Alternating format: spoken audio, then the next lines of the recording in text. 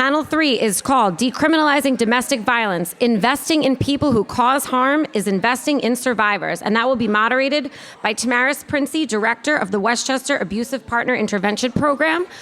My name is Tamaris Princey. I am the Director of the Westchester Abusive Partner Intervention Program, or APIP, as you're going to be... There we go. We were told. We're just going to give that a minute to make its noise. Just think about how many million phones are doing that right now. Millions and millions. Okay. Hundreds of millions. So I'm going to start that sentence again. I am Tamaris Princey, Director of the Westchester... Okay. This was all planned, Tamaris. I know, I know.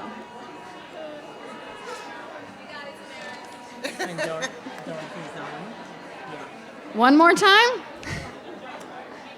No? No? I'm Tamaris Princey, Director of the Westchester APIP. Welcome, everybody. As Commissioner Noel says very often, we cannot arrest our way out of domestic violence. I should have listened to the audience member. We cannot arrest ourselves out of domestic violence, but we do, I just want to make a note, we do rely on the criminal justice system to intervene when cases reach that level. So we recognize that the criminal justice only approach, right, that being the only approach, does have its limitations. And today we're here to talk about approaches that exist outside of the criminal justice system. URI believes that in order to achieve lasting change, all members of the community must play a role in developing solutions, including the people who have caused the harm. And that's what we're talking about on today's panel. URI's APIP work is rooted in the belief that all people are capable of change. APIP requires those who commit harm to take responsibility for their actions while providing them with the tools to end generational cycles of violence. APIP work is victim work. Our APIP is trauma-informed, from community violence and instability to childhood physical or sexual violence and severe neglect to poverty, trauma can have profound impact on one's ability to develop healthy relationships. So many of our APIP participants, whether they're mandated or not mandated to participate, have experienced trauma. Today's discussion will center on the role that APIP can and should play alongside a comprehensive system of supports for survivors in our responses to gender-based violence. And we have an amazing panel to help us navigate this discussion. So without further ado, let me introduce our wonderful panel. We have Nate Tolbert, who's the clinical director of our Manhattan APIP here at URI. We have Ann Patterson, the Deputy Commissioner of External Affairs and Community Initiatives with NGBV. We have Jacqueline Martin, the Deputy Commissioner of the Division of Prevention Services with NYC's ACS. We have Jared Traynor, the General Counsel of the Director of Bureau of Law and Public Safety with New York State's OPDV. We have Dave Ryan, Director of the Westchester County Domestic Violence High Risk Team and a retired police chief in Pound Ridge. And joining us virtually, we have Dorothy Stuckley-Haley from the Family Peace Initiative, and she actually founded the Family Peace Initiative, and she is sitting in Kansas. Thank you all for joining us. We are looking forward to this great discussion. Just as a reminder, we have cards on the table if you have any questions for our panelists, or you can email blueprint@urinyc.org, and we will get back to you. Let's jump in. Any more alerts? No. Okay. Oh my goodness. I was just joking. That was pretty good timing, though. Feels connected to us because it's nationwide. All right. Dorothy, we're going to start with you. Dorothy, you've been working in this space and with abusive partners since the 1990s. What is abusive partner intervention programming, and why did you decide to pursue it in the early 90s? Well, thank you for that question, Tamaris. And I must say, I am just really impressed as I'm looking at the audience today and seeing who you all have gathered. I can tell you that I started doing domestic violence work, running a domestic violence shelter in the mid 80s. And it was in the early 90s, I believe it was 91, when Tina walked into my office. And Tina was the 7th victim from the same offender of other victims that we had worked with in a 5-year time frame. And when she walked into my office, I had to pay attention to this nagging thing that had been going on in my brain, where I was thinking, what else needs to be done? Because we felt like we were doing very good work in our shelter. And each year, as we looked at those who, as they were leaving the shelter, somewhere between 88 to 92% each year were leaving and not going back to the offender, at least not immediately. So we were pleased with that. But when Tina walked into my office as the 7th victim from the same offender, I knew I did not want to be working with the 20th victim. And I knew that there was nothing that I could do with Tina or the other 6 that was going to stop the 8th or the 20th from walking into my office. Providing services and protection for victims is critical. And I was so proud of our work in that area, but I knew we had to do more. It was not what I had signed up to do. I had no interest in understanding offenders and trying to make them change their behaviors. But Dostoevsky tells us something pretty important when he says, nothing is easier than to denounce the evildoer. Nothing is more difficult than to understand him. And I became invested in really trying to understand him. And in so doing, I would come out of my office after writing a grant or what have you. We were a very small shop at the time. And in the evenings, the women would be circled around the kitchen table or in the living room, and their kids would be in bed. And they would be supporting each other and sharing their experiences. And in my quest to understand those who caused the harm, I started noticing that there was a pattern, different patterns of the behaviors and the experiences. Some were describing a cyclical relationship where violence increases in severity and frequency over time, much like Lenora Walker talked about clear back in the 70s and 80s. Some described violence at a consistent level over time. Some, when they started talking, the others around the table, you would see their eyes get wide. And after a while, I pretty well knew what was happening next.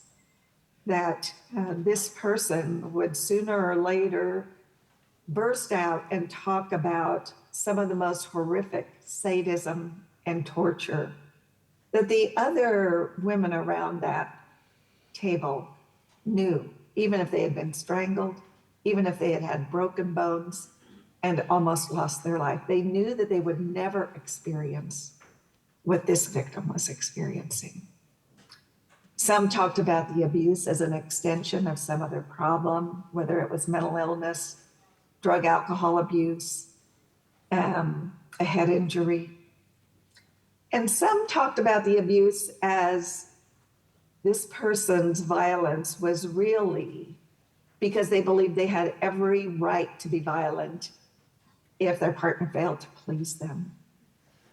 And what I knew was that with these different motives, although they were all after domination and control, with these different motives, the more I understood that, the more I would be able to be effective in working with the victims I was working with, and the more I would be able to help those who were causing the harm to make transformational change. Because the different motives, what I noticed, there were different behavior patterns and different dangers under different circumstances for the victims, even though they all were wanting to dominate and control their victim. There were some differences. And one of the things that was built into that was that as I was understanding all of this, I was realizing that this was not what the larger establishment at the time wanted to hear. That domestic violence was seen as a single issue. And I was hearing it much more like what Audre Lorde has talked about.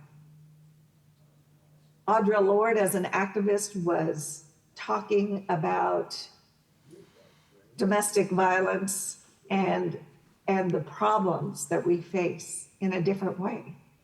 She said, there is no such thing as a single issue struggle because we do not live single issue lives. And when I see what is happening in New York and the Bronx and what you all are doing, it is real exciting to me. I can tell you that at the time I was the president of the Kansas Coalition Against Sexual and Domestic Violence. And I invited the executive director of that organization to come sit in on my groups with those who cause harm. She came down one day, down to Southeast Kansas, and sat in on 3 different groups. And afterwards, she said, Dorothy, this is like an epiphany moment. This is not what I expected. And she started understanding that those who cause harm can make change, but we have to be committed to that. And really, as Tamaris pointed out a little bit ago, this is victim advocacy work at its core. I did not get into this because I wanted anything more than to create safety for my community. And it's really exciting to see you all doing the same. Thank you so much, Dorothy.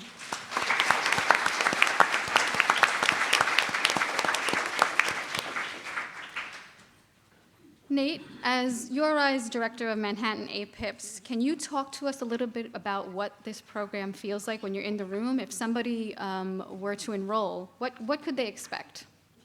For sure. I'm gonna do my best to follow Dorothy and her incredible stories and channel the Bronx energy that we felt earlier. I'm from the Bronx as well, so I wanna be in tune with everybody. When I think about this work, before I get into it, I definitely want to acknowledge the countless practitioners and people in the room who really helped build the work and take it to where it's at now. And I also want to thank the survivors, many of which are probably in this room as well, who have had deep compassion and a desire to see people change and grow. I think those are 2 things that are really important to think about when we think about this work, because trying to see the good in the evildoer, as was mentioned earlier, is oftentimes a tough task, and it takes a collective of people with a great capacity for compassion to really allow us to go there with this particular brand of work. When I think about the work that we do in TI, APIP, and Respect and Responsibility, our 2 respective groups where we work with people that commit harm, I think of spaces that are really dynamic and are trying to accomplish a lot of things, right? So I first want to say that the work that happens in the room is often not enough, right? So it's just a part, but it's a huge part, and a lot of things happen in this space. I think for somebody who would be coming into the group, they might be checking in with others about their week and really thinking critically about stuff like how they felt and trying to build an emotional language. That oftentimes when people are in a space where they're struggling, they can't really think about feelings, right? They're not thinking about stuff. They're thinking about an end goal or what they're trying to get to. So we really try to start by slowing people down. And then one of the big parts of our group is a psychoeducational piece, right? So a lot of people don't know what they know until they learn it. And when we talk about relationship, a lot of people, and I think I heard this in the room earlier, we're unaware of like what economic abuse is, or what does it mean to stonewall somebody, or what does it mean to try to do something intentionally to make somebody feel a certain way. So we introduce a lot of that into the room. And then the other thing that's really important is we make a lot of room for relationship. So in a group, you might see us laughing with each other, right? You might see us talking about somebody's, something that's powerful, an accomplishment for them. And we think these relationships are important because they allow us to overcome these big issues such as shame, right, that exists overwhelmingly in a lot of our people who commit harm. I haven't seen anybody in our group, I don't want to be absolute, I haven't seen many people say, I love beating up my partner, right? I haven't seen too many people really embrace that and dive into that. And when we do see it, it's often very frightening, right? And those are things to think about as well. But I think being able to be in relationship and community with people and talk about the help that you need to receive and share from your experiences, in many ways it allows people to work different things out. These relationships that we create with people also, is a lot of people receiving validation for the first time, right? A lot of people haven't had the experience of having somebody acknowledge how they feel, right? So being in a community where you have facilitators that are working hard to create a space where people can support each other, be together, and challenge each other. You're gonna see a lot of people challenging each other about stuff, right? And challenge with questions, challenge with their own experiences, asking them what they were trying to accomplish, right? So there's all these things that are happening in the room, ultimately with the goal of helping people expand their perspective and think about what's happening for them. Language that I'm gonna borrow from our partners at Family Peace Institute is this idea of going internal too is really big, right? So thinking about what's happening for us in the room and being able to have a vulnerable space to share that and you know, bring that into your life is really important, because we have so many people who are in relationships committing harm that are trying to survive or trying to accomplish something, and they're doing it in a way that is really destructive to others and themselves. So bringing all these things into the room is important. You will also see us modeling trauma-informed practice by acknowledging some people's systemic experiences too. So I would be remiss if I didn't acknowledge that a lot of we have people who have been oppressed, who are in shelter, who have experiences of race that has been not acknowledged, who have experiences of sexuality that have not been acknowledged. And we'll talk about that and bring that into the room. And also extremely important, we'll be asking people to think about the relational impact that their behavior is having on people. So what do you think was happening for your child when they saw you yelling at your partner or being upset? What do you think is happening for your partner when they're trying to reach out to you or connect with you? We're trying to accomplish a lot of things, and I know that was a very dynamic spiel that I just gave you, but these are the things that we try to accomplish every week when we have participants in the room. We want to build relationship. We want to provide information.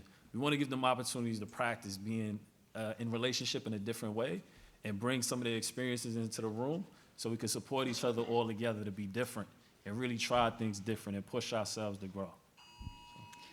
Thank you, Nate. I'm going to bring this microphone over.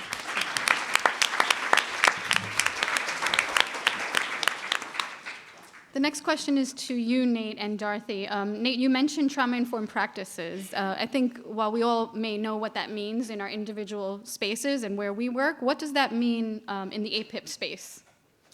Right. Trauma-informed practice is something that's like like you said, it's like this ubiquitous phrase, big. Everybody has like a different idea of what it means. And trauma-informed, I think fundamentally we're thinking about, we're thinking about people's experiences and how they show up for them and how we design a program, right? We understand that some people have had traumatic experiences and they're growing up, and they might have strong reactivity to things, or they might have a justified anxiety around systemic places like mandated, like a mandated APIP program, right? We have a lot of people who have justified fears around the criminal justice system, right? We want to acknowledge that. I think when we think about a trauma-informed program, we think about being extremely intentional about everything that we do. We think about being predictable. We think about building relationship, right? Because relationship oftentimes allows a different kind of ability for people to stretch. We think about building trust, and we think about having choice, and we think about being really predictable, right? So naming stuff, not surprising people. I've had times where we've done a circle with people, and they're like, what's this? This is different, right? And that's not necessarily trauma-informed practice because it was something that was a surprise. We try to make things predictable. And then when stuff does happen and boundaries are crossed, we want it to be something that was known. And then we're gonna like acknowledge that choices were made and try to still figure out how to support people through it. So when we're trauma-informed, we know that people are learning things, they're trying different things, they're expanding in many ways. And even when they make mistakes, we're still trying to figure out how to engage them and connect with them through those mistakes and allow room for repair. The beef's not gonna stop me. I'm gonna keep going. So, but I mean, that's what we think about when we think about trauma-informed practice. And I'm sure there's more that could be added.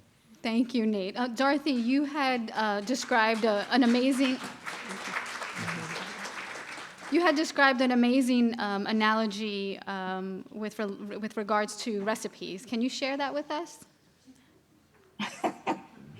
Sure, Tamaris. Well, I think I just want to back up and say that when we talk about those who cause harm and that they have experienced trauma, I know that for many years, that was almost a no-no. You couldn't talk about their trauma because that was like giving them an excuse for what they did.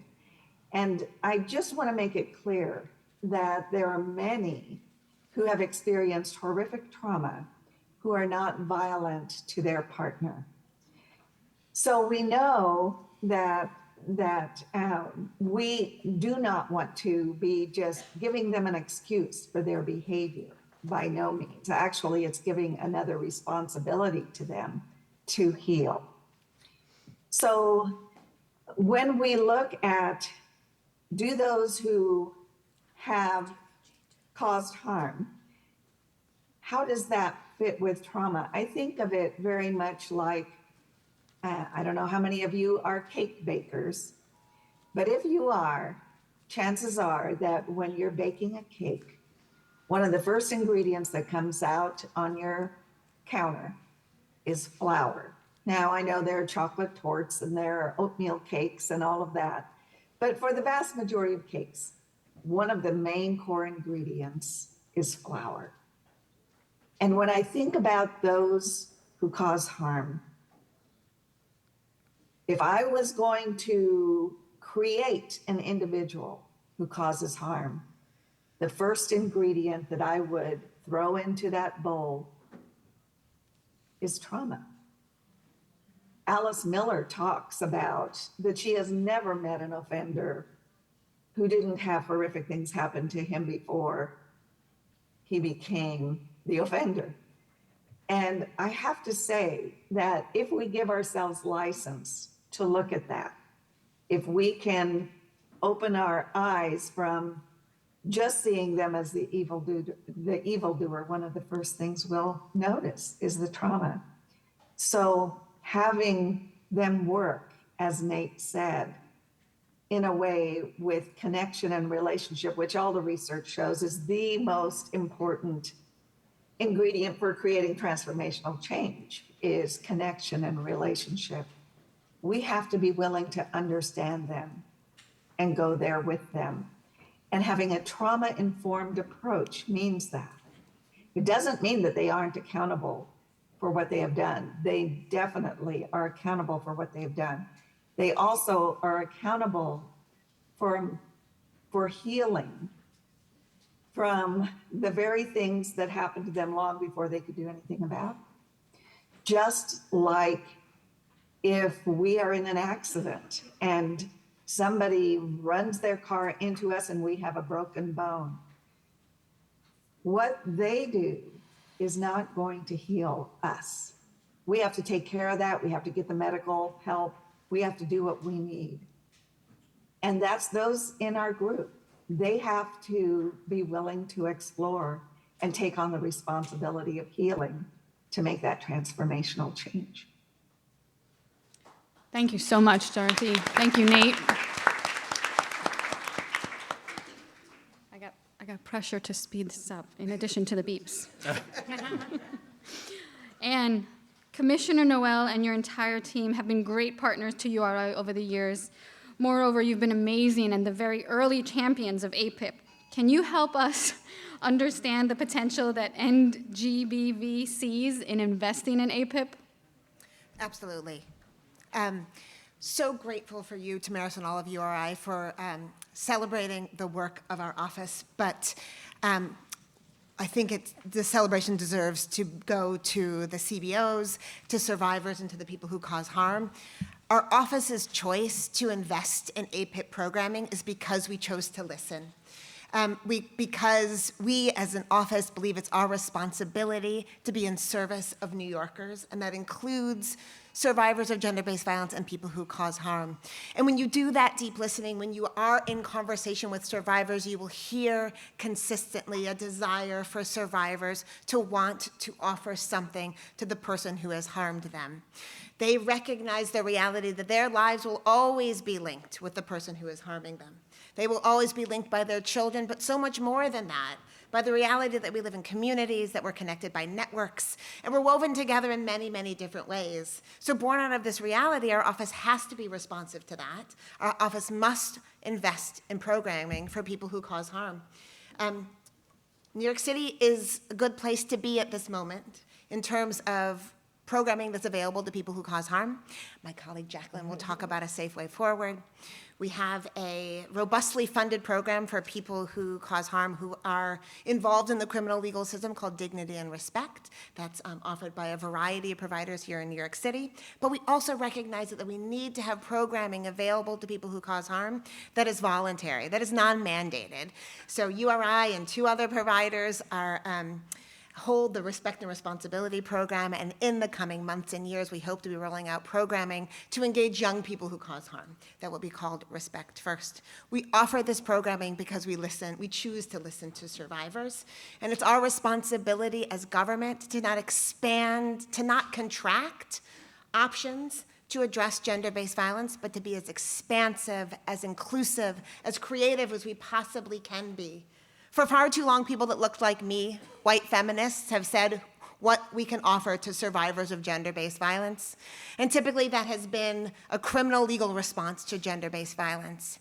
It's our responsibility, mine specifically as a white feminist, to stop saying what survivors can and cannot do, and to be as expansive and creative in the things that we offer to survivors. As has been said repeatedly on this panel, offering services to people who cause harm is an essential survivor service. We can't be a city that's committed to ending gender-based violence if we don't offer meaningful services for people who cause harm, and services that, as Nate talks about, sort of are rooted in these trauma-informed practices that are willing to be in conversation about the harms of structural racism and other forms of oppression, and ideally programming that is rooted in this interconnected notion of love. So that is our hope, and that is our responsibility. So we hope that we can be reliable partners to everybody here. So thank you. Thank you so much, Anne. In our meetings with New York City stakeholders, we very often hear that survivors don't necessarily want to leave the person who's causing them harm. They just want the abusive behaviors to stop, right? Dave, you and I have worked together for many, many years in Westchester County. Can you talk about the role that APIP plays in ending gender-based violence? Sure. Hope everybody can hear me. First of all, thank you, Nate, for sharing Tamaris with us for so long. Her work is incredible, and really it's a game changer. You know, it's interesting that you have a police chief or a former 40-year law enforcement officer on a panel talking about decriminalizing domestic violence. It's really the wrong word because we created the label of criminalizing it. What we have to look at is the underlying reasons, and everybody's spoken to that. Most of my career has been spent in this arena. And what I found is and there's kind of two pieces to it. There's the criminal justice system portion, and then there's the non-criminal justice system portion. And I'll share just a little bit of information in the context of the Westchester County Domestic Violence High-Risk Team. Last year, we had 2,262 identified high-risk cases out of 13,000 cases countywide. 74.6% of those cases were not criminal in nature. While there may have been an underlying crime, they were referred to the civil system, the family court system. The remaining percentage, 25%, went to the criminal justice system. So look at the criminal justice system piece of it. You arrest the defendant, you arraign them. We have cases that are 2 years old that have not been adjudicated. And that victim just lays in wait. What's the outcome? All they get is an extension of an order of protection. And that's a good thing. And safety planning is done, and there's great advocacy work being done. But the abusive partner intervention doesn't happen until basically the conviction, and that process then starts. What a game changer it would be if we brought that in at arraignment, assess that abuser at that moment to facilitate change in their behavior, working with the survivor to keep them together if that's what they choose to do. Because many of our victims have said, we will never call 911 again because you have to arrest them, and that doesn't work for me. So we have to look at that, and we could spend a whole day talking about facilitating that at New York State with legislation. But then there's that 75% other piece in Westchester County, and these, again, I'm identifying just the high-risk cases, not the other 12,000 cases, 11,000 cases. Those are identified through a danger assessment tool that puts them at high risk for homicide, and almost 60% of those cases have a component of stalking and strangulation. And yet we have no mechanism in play where there's abusive partner intervention other than those systems incorporated into family court, anger management, task analysis. Okay, we're going to send them for drug rehab or alcohol rehab, and that may be a component of it, but no true assessment is really done on the domestic violence side. What is the reason for that behavior? Not everybody that commits a crime is a criminal, and we need to think about that because we're identifying them as that, as we've done in so many other arenas in the past and changed the law. APIP takes that and says, let's look at why you're behaving this way and see if we can change that behavior. That's going to require a significant cultural shift by the mindset in law enforcement, a significant change in legislation in Albany, but it works because we've seen it work. It works magnificently in New York, and we've seen it work in Westchester. We just need to expand it. That is a game changer, and we know that because that's what our survivors are telling us. We talk about survivors and thrivers. I love that term. But at the end of the day, if we don't listen to them and listen to the abusers, this is not about not punishing, it's about accountability, but accountability doesn't have to mean punishment. So that's the mindset that has to change. That's the work that Tamaris has done. I thank you for allowing her to do that, and I know we've talked about expanding it significantly, and it's my hope that we do that, not just in Westchester, but throughout the state.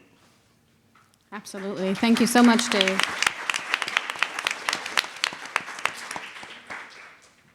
Jacqueline? As you know, URI's APIP work with individuals who are mandated to participate because they have been convicted of a family offense. In your work with children and families, have you seen a role for programming that supports people who cause harm? Yeah, thank you. Thank you, Tamaris, for that question. I hope everyone can hear me okay.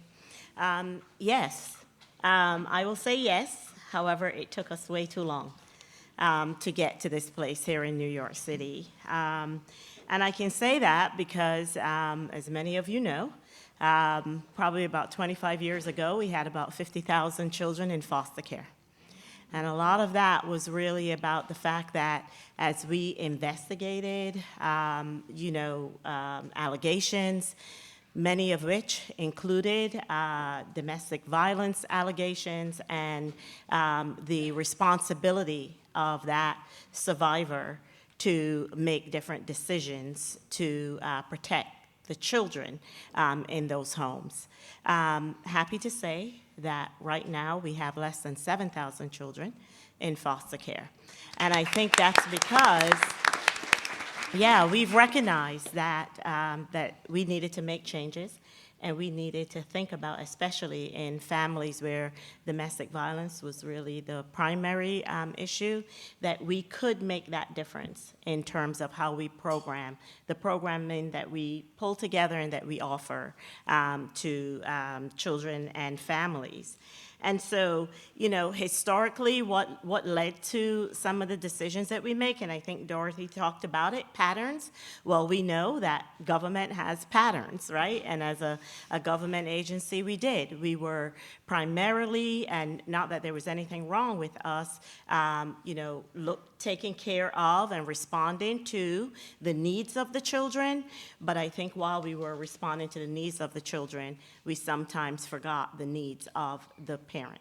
So in the instance of domestic violence, what we're talking about is, you know, the trauma that they endured, the trauma that the children endured, but also, as was mentioned, the trauma of that parent who is causing harm. And so in 2019, I said it took a long time, and it did, we launched a program called A Safe Way Forward. It's a prevention program where we offer families. We started out in the Bronx and Staten Island. We now have 3 programs across the city, with Brooklyn coming on board in January of 2022.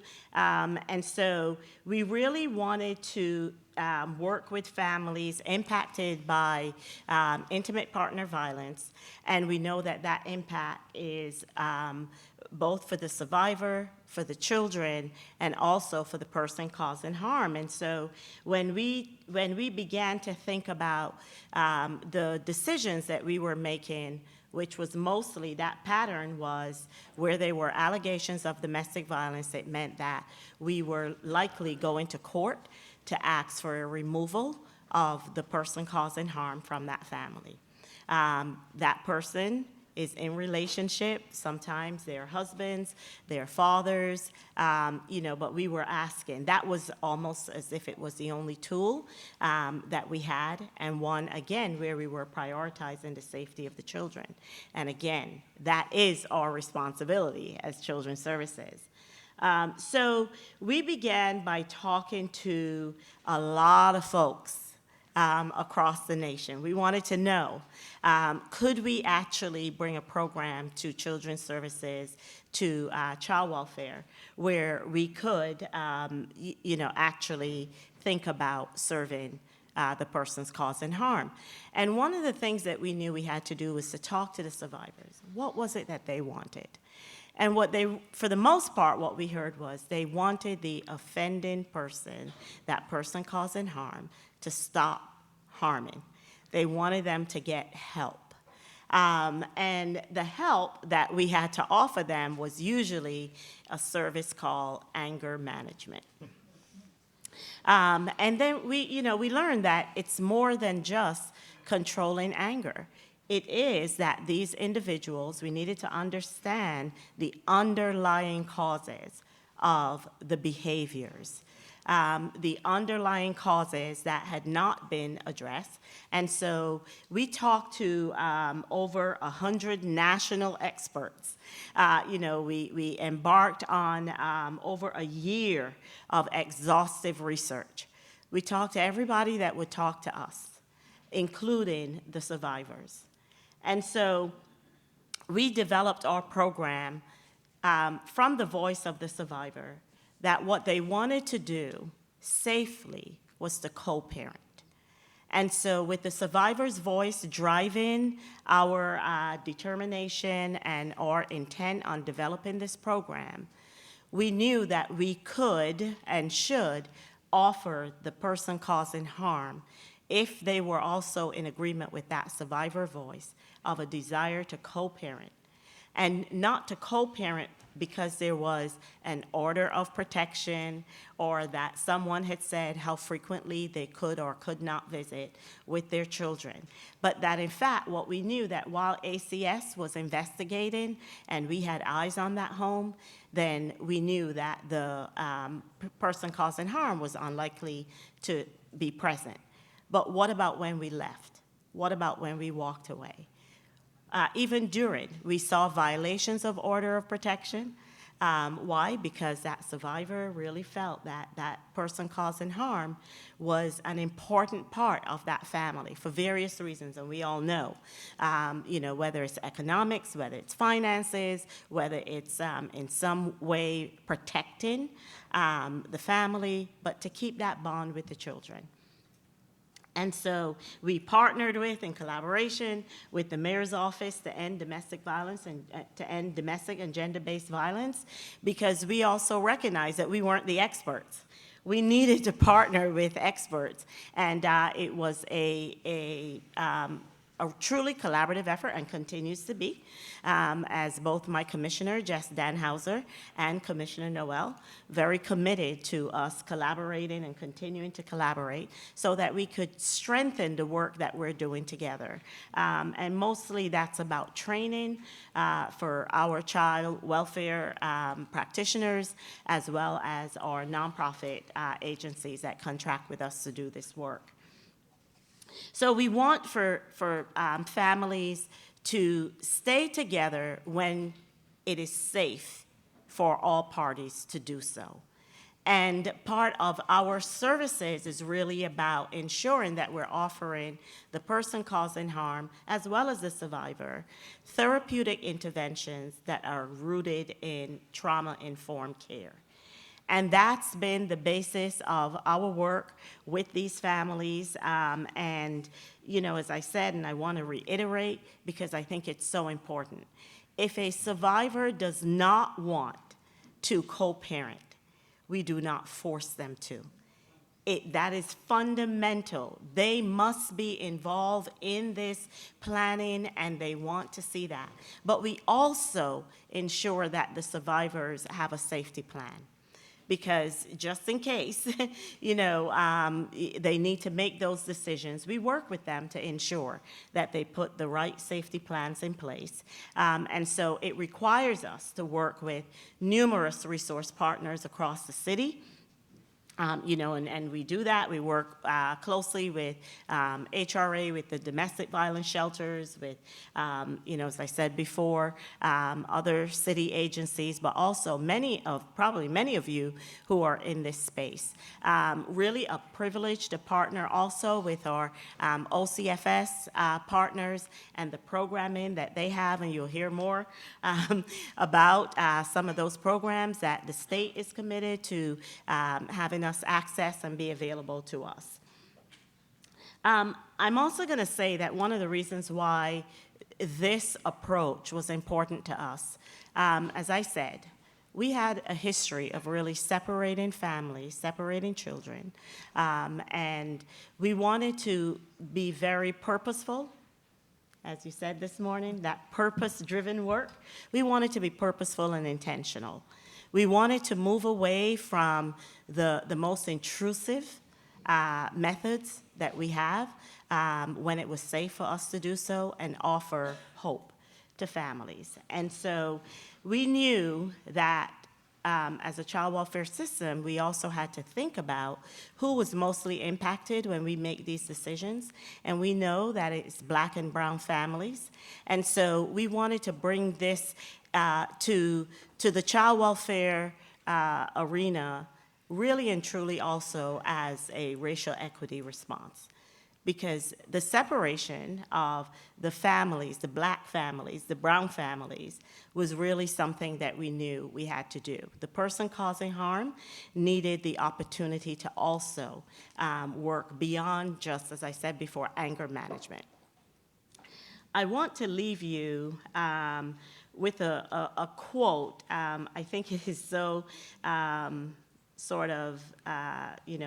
connectedness, the need for connection, Dorothy, as you said, and relationships.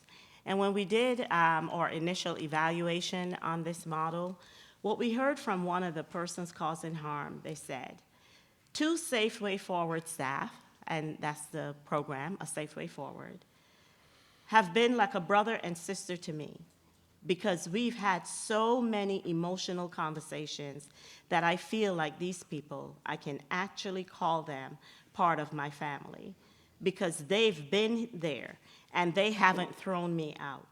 They haven't thrown me to the side. They never said to me, you're the fault. You're the reason why all these things are going wrong in this family. They never made me feel like I was small. They always made me feel like there was something better that you can do and you can improve, instead of just saying, well, you know what? You just failed, or something like that. It's really about giving them that sense of connection, that sense of hope, that sense of meaning, and I dare say that sense of purpose, that they have, yes, responsibility to their families and their children to keep them safe. They have a responsibility to not harm, but they also want to belong. And I think that, in this particular program, we're hoping that we can make all of those differences. So thank you. Thank you so much, Jacqueline. We're so fortunate to have city and state government represented here. And now we'll transition to our last panelist, Jara. In the early 2000s, New York State funded a regional APIP pilot. Unfortunately, the funding for that pilot and many other programs was cut during a financial crisis. Over the years, we have seen OPDV try to renew interest in APIP statewide. Do you see a role for the state to play in encouraging the development of trauma-informed APIP? And what are some of those obstacles that you might face in doing so? Great. Thanks so much for that question, Tamaris. And thank you to URI for hosting us today. So OPDV, when we were founded in the early 90s, doing work with batterers and the Batterers Intervention Project was part of the creation of the agency. And that those programs existed in a pilot form until, as you mentioned, the economic crisis in the 2000s. And since that time, we were often approached by folks in the field asking, what is the state doing on accountability? And so in response to that, OPDV held accountability hearings in 2021. And really what we heard is a lot of what we've heard here today, that we've heard from survivors that they want these programs. We've heard from advocates, about how having these programs is really beneficial. We also heard from other advocates who still felt that, it's great the support in this room and in New York City for this work. Other advocates across the state, where they feel like they have to fight for more funding, feel that any funding that goes towards abuser accountability programs is funding that's not made available to survivors. And so I'd say, I charge this community with having those discussions with your colleagues across the state to really impress upon them just how valuable this work is. Our agency is working across the board to help make systems responding to survivors more survivor-centered, trauma-informed, and culturally responsive. And we know that effective APIP programs can do that. One role that we can play here would be to issue guidelines. New York is now one of only 5 states that has no current guidelines in place that either govern operation of these programs or the facilitators who are hosting those programs. And so, really it makes it the wild, wild west. And what results sometimes is, what Jackie had referred to, is that some programs are really operating more as anger management programs that are not addressing the root causes of these issues. They're not working with participants to have a full understanding of their own trauma or adverse childhood experiences that may have resulted in this behavior, and therefore not really charging folks with engaging in that behavior change.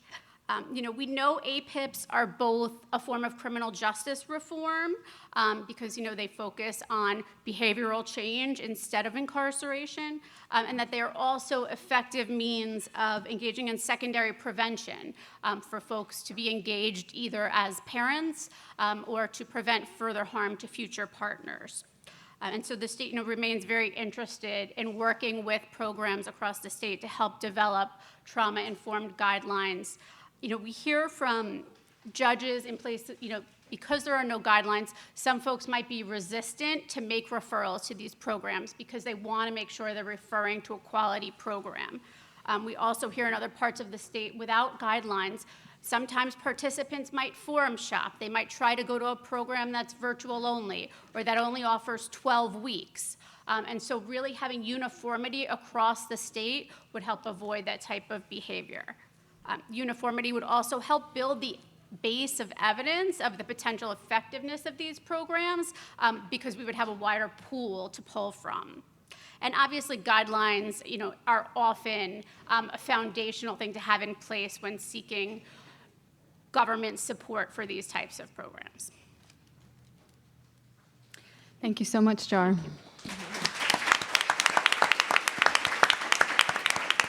What an impactful and long overdue conversation. Thank you to all of our panelists. It can be challenging to separate the behaviors from the person, but that is what we are aiming to do at URI. With comprehensive standards for trauma-informed programming in place and the right resources, APIP has the potential to keep families and communities together and reduce domestic violence rates. I'm excited for what's to come with APIP, and URI intends to lead the way. Thank you all for joining us in this discussion.